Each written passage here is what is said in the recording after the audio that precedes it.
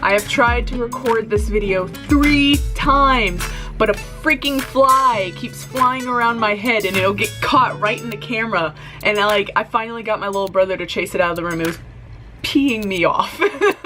So welcome to Tutorial Tuesdays, Art Kids. I'm hoping that you guys enjoy this video. Everyone seemed to really like the last one where I taught you guys how to draw the ballerina, and so I'm really excited and I can't wait to get this going. It seems like you all really like these videos, and so I'm gonna keep making them. I missed last Tutorial Tuesday because I was fairly busy, but I ended up uploading a nice challenge video that I shared with my little brother, and I think you all really enjoyed that one. It was a lot of fun. So let's get started on this. Today we are going to be learning how to draw hands. Now, I know this is going to be super big taboo for most artists. Not a lot of people like to draw hands. It's actually a very difficult thing, apparently. I always seem to... From the beginning, it wasn't that easy, but once I got the hang of drawing hands, I love it. It's so expressive and you can get a lot of emotions out of drawing hands. The things that the human face can't say, your hands say for you. You know, whether you're being direct, whether you're being shy or feminine versus masculine, whatever, you know, the way you hold your hands and the way you draw them can determine what your character ends up being like. So let's get started. Alright, so we are going to be doing this episode in Photoshop. Last time I did an illustration tutorial, we used Mischief and it was fun, but for this, since we're just drawing hands, we're not doing anything big scale like a body, I figure Photoshop would also be a good, you know, tool for me to teach you guys about. So, for hands, it's complex. It is very complex. I will start off with that. I like to look at my own hands as references. It helps. Always have a reference. So I'm just gonna kind of look at my own hand while I draw this, just to kind of, you know, so that way it's real time. It's an actual 3D image I'm looking at instead of just a 2D image that I could pull off the internet. You feel free to do whatever you want. You can look at your own hand as well, or you can go and look up pictures using the site that I posted on my last video. To begin with, I start off kind of with this basic shape, a square to some degree. And it kind of tapers inwards when you get towards what would be the wrist, okay? And it rounds out. It's almost like a fan, you know, like the little oriental fans that kind of do that, except picture cutting into this little section and then taking off the bottom. You know what I mean? It kind of leads into these lines, okay? And I'm just drawing, you know, the basic skeleton of what makes a hand. So we have these lines. They kind of reach at these joints. That pinky is way too long. Give me just a second here. And then there's that first one. And then it just kind of makes this little fanned arc. So in a sense, you kind of want this shape here to be mimicked by your fingers. And you can kind of trim down to fit this shape. And that gives you kind of a little start there. We can even make that pinky longer again, make that longer again. Like I said, this is going to be really complex really fast. Then for the thumb, I like to add, it's a hard shape to describe, but here's basically the joint, and then the actual thumb curls out. So we kind of just do one of these little numbers. It's a very odd shape. I will say it looks kind of like a little bird. Or something like that, you know? It's hard to describe this shape, and that's why freaking thumbs are so hard to draw, is because how do you describe that? What do you say? Like a little protrusion out of your hand? Like, I don't know. So anyways, that's kind of the concept there. Then for the fingers, you have to take into consideration that they come in sections. So you have this first little bone, the second little bone, and then you have the very tip of your finger. And the bones from the base are wider, and then they get smaller and smaller. It's not just these. You also have these long bones right here, you know, in this space. That's why when we curl our hand, it can cup in. You can kind of grab and feel, and you can feel the bones that lead up into your hand. And then you have your little carpal bones, which are right in the wrist. Those are just a little mixture of bones. Look up pictures of skeletons and you'll know what I mean. It's a bunch of little, like, they almost look like rocks, and those are your carpals, and that's what gives you the flexibility to move your wrist in whatever direction. once we have this little, you know, kind of fanned out skeleton here with the tapered little bit, I also kind of want to add just a little bit of my wrist. So it's there. Okay, so we kind of have a nice little start. I'm gonna fix this a little bit because I can tell it's just a little off. Just kind of even it out. All right, so we're going to start adding the sections of our fingers. So I'm going to look, I'm gonna see where each joint kind of lies. And so you kind of have this proportion to where the longer the finger gets, the wider the little section gets. Like the section here on my pinky is not the same size. Like I didn't even change where my finger's placed, but on this finger, see how it kind of extends out a little more? And even that one needs to get a little longer for the middle finger. And then here, it shrinks back down for the index finger. The index finger and your ring finger are kind of the same length. All these proportions, it takes time and practice to get down naturally. But once you've got it, and once you can get the skeleton of the hand done, the rest is so much simpler. You know, learning actual human anatomy, then going into cartooning is so much easier than just going straight into your own cartoon design. You can kind of see how these joints, just like that top arc, kind of fit into their own little arc. And so now you know where the fan of your hands actually lies. And then from there, it's pretty much as simple as connecting the dots. You got, you know, your pinky finger here, you have your ring finger here,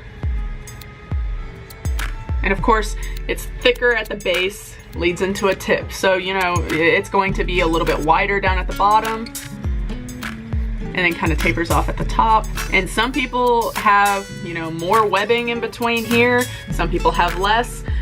Sometimes it can be a little squared out. You do up to what, you know, you're comfortable with, but for the most part my little webs between my hands are just fairly curled out, no different than, you know, I hope it's like a normal hand, I would figure. The doctor never told me anything was wrong. So I'm going to finish off with this index finger. Let me erase this thumb real quick. I'm going to redo the thumb so I can show you more of its skeleton and break it down a little bit so it becomes a little easier here.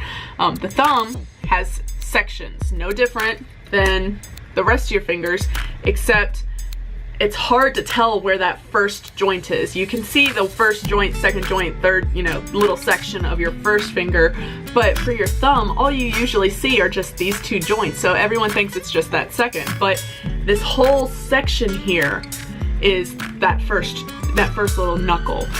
So you can't forget, you know, the fleshed out part of that knuckle.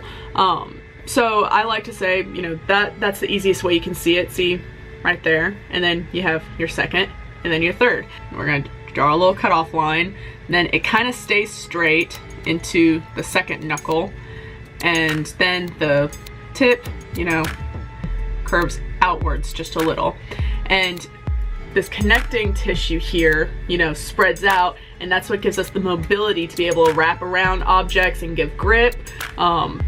It gives us our flexibility in our hands, basically, to have this little connection tissue. So I'm going to draw, and it seems to, it's connected from basically the first portion of right here down into that first little joint. So we're going to draw that, kind of like that. And so we're going to draw the little fleshed out bit of thumb here. Yeah, that's much better than what it was looking like before. All right, so you kind of get the idea of what it took to build the basic skeleton of the hand. You have this big block square, you know. I'll grab another color so you can see. There we go, we'll do pink. So you have the big block square, all the little squares that make up each joint.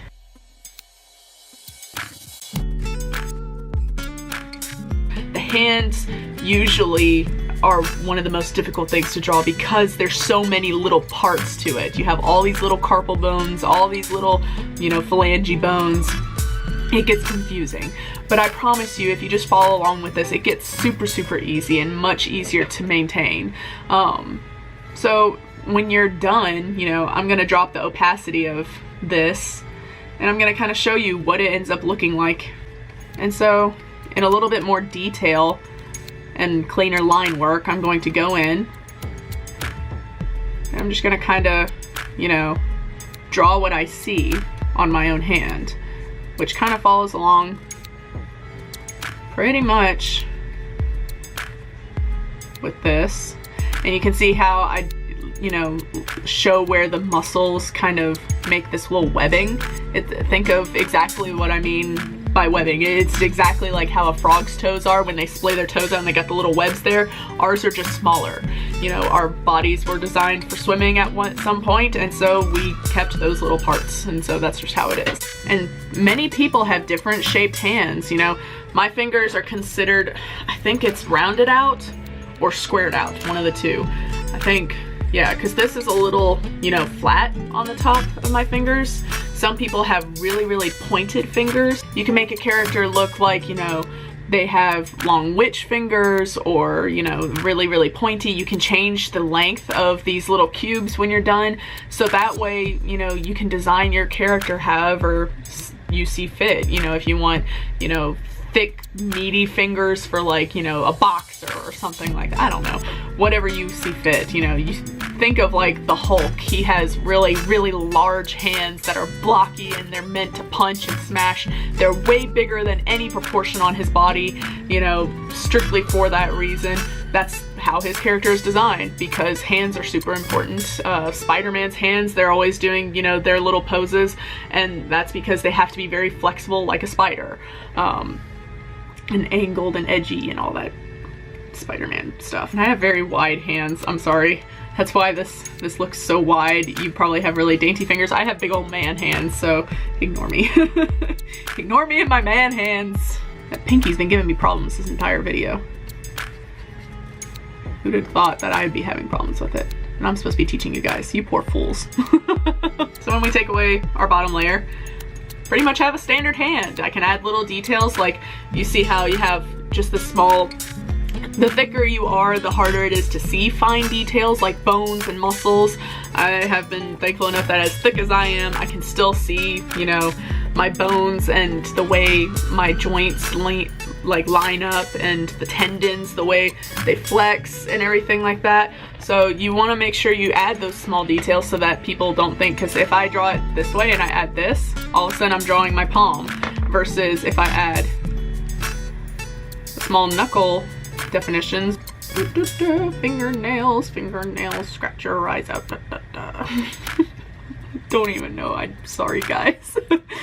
It's been a long day. I'm gonna leave it at that. It's been a long day. I'm trying to have fun with this. So, you know, and then add the little knuckle, because you always have these little wrinkles here on where your knuckles are, and it's that loose skin that lets you be able to do this without pain. Because imagine if there was no wrinkles there, your skin would be tight, it'd be really hard to be able to pull your fingers. That's why when your fingers swell, or like let's say you have an allergic reaction and your finger swells up or whatever, or you get an injury and it swells and you find it's hard to bend your fingers, that's why. It's that loose skin that gives you the capabilities of bending your fingers properly. So that's kind of your basic hand, really.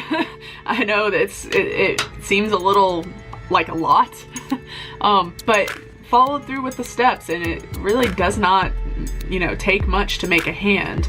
And there's different ways to draw it. You know, take those little lines and curl them inwards to make a fist, that sort of thing. All right, and so I'm going to go in, and now this time, instead of having the knuckles and, you know, the back side of the hand and everything, there. So now that we got that all erased, now if I go in and I make this line a bit more dramatic and inwards, all of a sudden it looks like the inward of your thumb.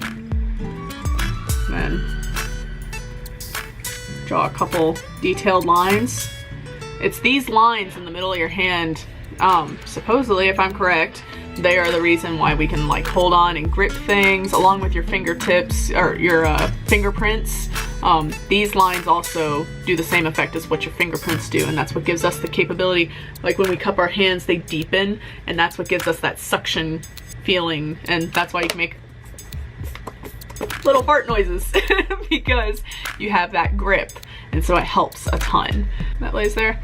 So you can kind of see how, you know, you can turn what was originally an outward hand facing the opposite direction into a palm facing hand. So that's kind of how I draw my hands. So yeah, that's pretty much about it for drawing some hands. I hope that helps. It really does take a lot of practice to just be able to draw hands off the top of your head. But once you get the hang of it, you know, it really does help, and it makes your characters that much more realistic when you draw them. And it just helps with the expressions so much. So take the time to practice your hands. As much as you hate it, put forth into it. You know, it really is worth its weight in gold when you can actually get it down right. So yeah, I hope that helps. Please tell me what you want to see next in my next tutorial Tuesday. I'm going to leave it up to you guys, so let me know what you want to see drawn next.